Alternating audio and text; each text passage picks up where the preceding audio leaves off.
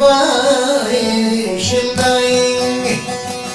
İlgin ilgin kar görünün, bana kar görünü kar görünün.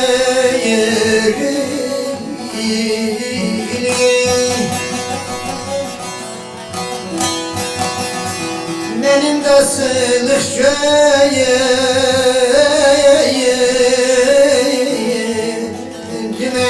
avalan bir cilveli yar görünün, bana yar görünü yar görünün.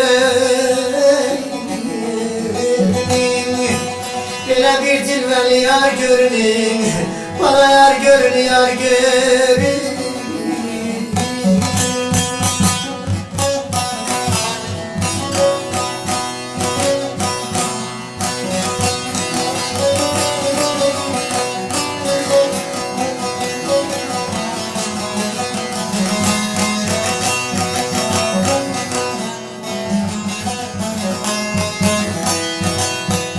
Ay görünen yarımın kendi,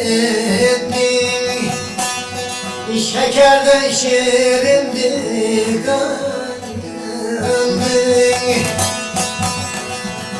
Yarasını gönlü göksümün beğendin.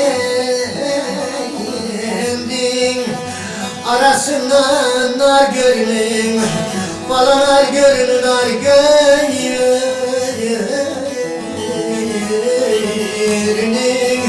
Arasından nar görünün, nar görünün nar görünün.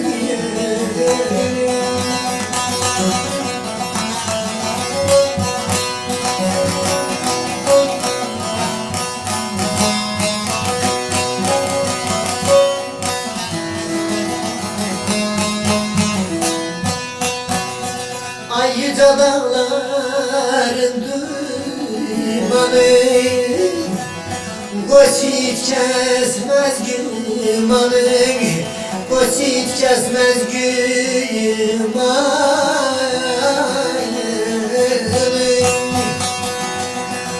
Abbas'ın dinini